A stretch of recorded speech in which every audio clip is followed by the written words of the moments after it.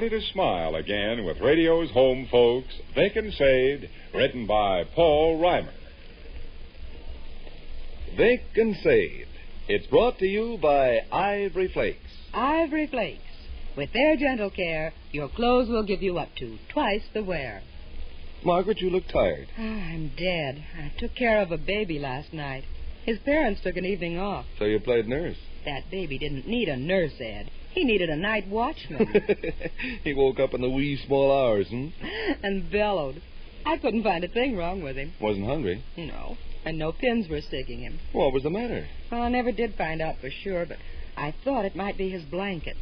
They were awfully scratchy and itchy. Sounds like that household needs Ivory Flakes.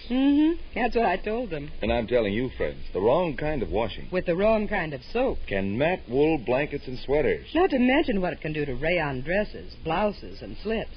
As I say to that baby's mother, change to gentle Ivory Flakes care. It helps wool stay soft and fleecy, and your rayon dresses, blouses, and slips. It keeps them lovely up to twice as long. Absolutely. Ivory Flakes are really safe. They're ivory mild, ivory pure, and you'd see what that famous purity means if you'd been with us the other day. When we saw the wash test? Friends, Ed's face was almost as good as the tests. He just couldn't understand how those things could look practically new after they'd been washed so many times. But Ivory Flakes care did it. I had to believe my own eyes. And friends, listen to this. Nightly washing in Ivory Flakes really does things for rayon stockings, too. They fit better, I've noticed. You would. But Ed's right, friends. Nightly Ivory Flakes care keeps rayon stockings from bagging so. It also keeps them wearing longer. Why, in stocking strain tests that were made, rayons washed in Ivory Flakes lasted twice as long as rayons washed with the wrong kind of soap. Oh, yes, Ivory Flakes care is wonderful. Try it for your housecoats, your sweaters, those pretty things you want to keep nice. With Ivory Flakes care, you'll get up to twice the wear. And now back to Vic and Sade.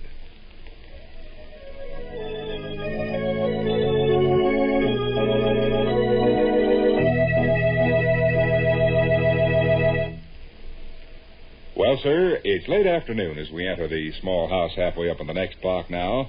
And here in the kitchen, we find our friend Russell all by himself.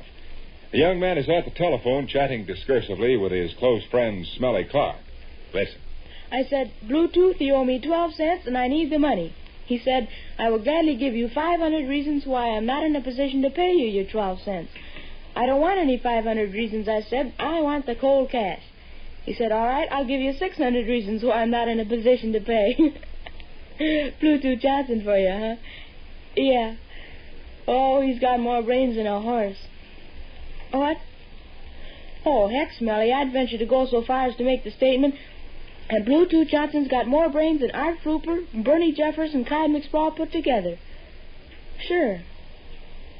Oh, gee, Smelly, I don't know about that. Never thought about it before. Human beings' brains might possibly be a solid, and they might possibly be a liquid. I kind of got the halfway notion they're on the order of putty.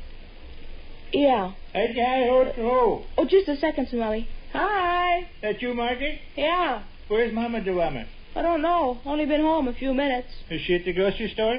Haven't the slightest idea. Who's on the telephone? I'm Smelly Clark. We're discussing human brains. Oh, boy, hot dog. Are human brains a solid or are they a liquid? They very closely resemble wild roses. Do you imagine your mother's over at Miss Timbottom's? I don't know, Guff. Is there some excitement? A little. Hurry up and get through with Smelly there, and I'll tell you all about it. Okay. Oh, excuse the delay, fella. Say, I guess we better postpone our chat till later on. Something of a pressing nature demands my particular attention just now. Yeah. Or maybe I'll see you up under the street lamp this evening. Yeah, sure. Okay, Smelly. You bet. Yeah, okay. So long. What's the excitement? Oh, nothing startling. I do have a little news item, though, that might possibly be of interest. Oh, what is it? Hey, trot over to Donahue's, why don't you? Your mother might be there. I met Miss Donahue heading for the grocery store when I was coming up the alley a few minutes ago. How about Razor Scums? Mr. and Miss Razor Scum are in Peoria. Mr. and Miss Razor Scum are always in Peoria. What's the news item? I think perhaps you'll be pleased, old pal. Okay. Russell, my boy, tomorrow, Yes. your father Yes. takes charge. Oh, tell it. We're not getting anywhere.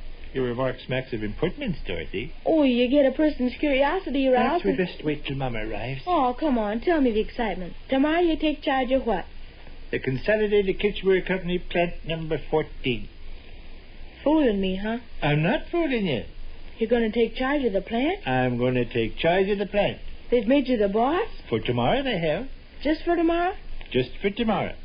All day tomorrow, Mr. Victor R. Gook is in complete charge of the Consolidated Kitchenware Company, plant number 14. Oh, where's Mr. Rubush? Mr. Rubish leaves tonight for Chicago. Oh, uh-huh. Oh, where's Mr. Clooney? Mr. Clooney's going with Mr. Rubish. And they selected you to be the boss during their vacation, huh? They did. Tomorrow morning, when I go to work, I hang up my hat in Mr. Rubish's office. I sit at Mr. Rubish's desk, and I talk over Mr. Rubish's telephone. Furthermore, is that your money? I guess so. Unless it's Uncle Fletcher. Hi, ho. Hi. Come on out here, Dr. Sleech. Russell home? He's sitting on my lap. Hey, you want to tell it? Okay. Tell you what you do. Act like it wasn't anything important. Well, how you mean? Well, we'll have a little conversation about other stuff, and after a while you mentioned very casually I said I was going to be in charge of the plant tomorrow. All right. Or here, you pretend to faint. Mom will be all upset. I dash cold water in your face. No. Just bring up the subject casual, like you just happened to think of it. Okay. But this is an opportunity to make Nice fella's going to go to the grocery store for Mother. You, Willie? Yeah, I'll run over after a bit. Well, it's getting late, and I want to get things to cooking. Uh-huh. How long you gentlemen been home? Oh, Gov just got here. I've been around maybe 10 minutes. Boy, what a crush there was in Hamilton's this afternoon. I wouldn't think a little wash rag sale would make every lady in town go down there, would you? No. Hamilton's print an article in the paper, a dozen fancy wash rags for $1, and a person would have thought they're advertising free diamonds, so many people showed up. You purchased quite a few various wash rags, Mom? No, I never. They turned out shoddy. There's quite a bit to be said on the subject of wash rags. The other day I was sitting in the public library, kind of looking out the window and thinking different thoughts, and I happened to... Ouch! Why, you right up and stepped on his toe, Vic. Oh, I never meant to step so hard. Well, what'd you step it all for? Yeah, what'd you stamp it all for? Well, nervousness, I guess. Funny kind of nervousness. Oh, I get you, Gov. It's about time. Who'd you go downtown with, kiddo? Miss Apparat. And I bet I never go shopping again with her in my life. Person'd have to be a football player. She plows through a crowd of ladies standing around a counter like a lion running through a jungle. Talk about your mean looks. I bet she got $1 million this afternoon. What did you start to say, Elizabeth? Nothing. Oh, Sunday. Oh, yes, I did too start to say something. Mom, Gov's been made the big boss of the Consolidated Kitchenware Company. No, sir, no more shopping with Miss Apparat for me. I practically told her so, too. I'm not Ralph Dempsey that can prize fight through a swarm of ladies in the department store. No fooling, Mom. Gov has been made the big boss of the plant. You better trot to the grocery store. Fetch me a pencil and I'll make you a list of what I want. Ain't you interested in my little news item about Gov? What's he talking about? Ask him once. Gov is the big shot in complete charge of the Consolidated Kitchenware Company. Just for tomorrow, kiddo. What ails you fellas? Helen was giving you the straight dope, Sade. Tomorrow I am in complete charge of the plant. Oh. It's a fact? Yeah, it's a fact, Mom. You're the boss of the plant? Just for tomorrow. Where's Mr. Rubush? He leaves tonight for Chicago. Well, where's Mr. Clooney? He's going with Mr. Rubish. And they put you in charge? Yeah. But why? Why not? Well, how did it happen? Very simple. Gov, because of his untiring efforts... Let me, George. Well, it was like this, kiddo. Mr. Rubish dropped in my office just before I come home. He says, "Partner, how'd you like to take over the works tomorrow? Clooney and myself are hiking up to the city." Did he mean it? Well, of course he meant it. Tomorrow morning I hang up my hat in Mr. Rubish's office, sit at Mr. Rubish's desk, and carry on any of Mr. Rubish's business that happens to come along. You mean carry on any of the Consolidated Kitchenware Company's business that happens to come along? Exactly. But this kind of knocks you off your feet, don't it? It knocked me off mine. You could have broke my back with a pickaxe when Gov told me. But, Vic, you're not one of the big bosses. I know I'm not. You're the chief accountant. I realize what I am. You couldn't call this a promotion, could you? Well, of course not. I explained that. Just for tomorrow, I'm in complete charge of the plan. But, Oh, there's other fellas ahead of you. Like Niesuffer, for instance. Where's he? I don't know where he is. Why didn't they put him in charge? Because they put me in charge. Yeah, but why? Oh, shucks, Sade. Seems to me like you're taking a mighty funny attitude about this. Well, I just want to know, is all. I can't think of anything in particular to know. I described the setup for you. Mr. Rubish has taken trips plenty times before. Well, so what? Well, I don't remember him ever appointing somebody to take charge of the plant those times. He's always had his work in order before he left it. Hasn't he got it in order this time? I suppose he has, sure. Then there won't be anything special for you to do, will there? Oh, shucks. Well, I just want to know. You come home and tell how you've been made big boss of the whole works. I'd like to understand what that means. It means that tomorrow I take over Mr. Rubish's job. Yeah, but if there ain't anything to do connected with his job, if all you do is sit in his office... There might be oceans of details come up. I always thought his secretary, Miss Holloway, took care of details. Okay, Sade. Okay. Well, isn't that true, though? I don't want to make you mad. We don't need to go into it any further. Well, let me ask one more thing. Go ahead. Are those carpenters still working in your office? Yes. Oh, don't you think Mr. Rubish offered you his office because he's going to be out of town tomorrow and thought you'd like a quieter place to work out? I didn't get all that. Well, you never let me finish. I say, don't you think Mr. Rubish offered you his office because carpenters are working in yours, and as long as he was going to be out of town tomorrow, he thought it'd be nice. Where are you going? I can get the newspaper. I heard it flop on the porch. Well, you're walking right away while I'm talking to you. I'm going out and get the newspaper. I heard it flop on the porch. Mom, Yes? I think he gave Gov kind of a dirty deal there.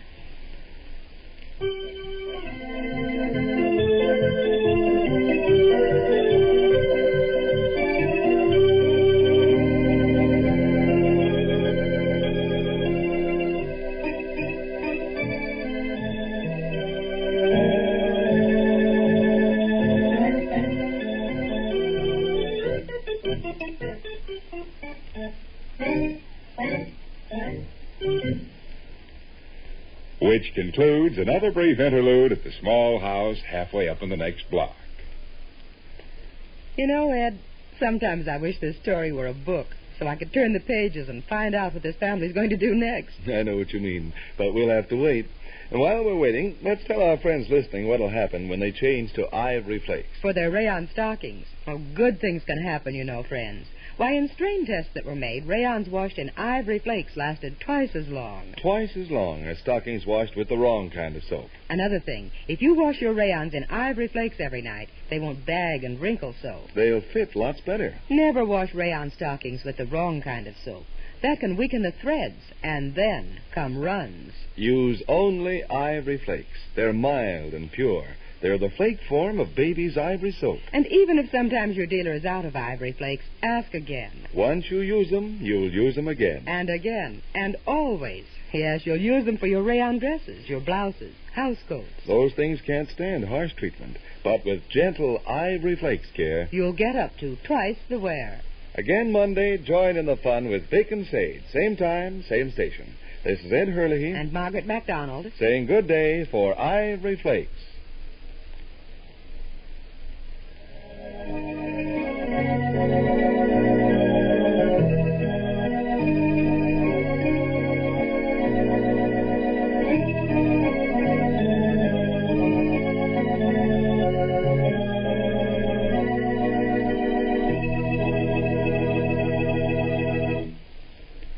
Send used fats against the enemy.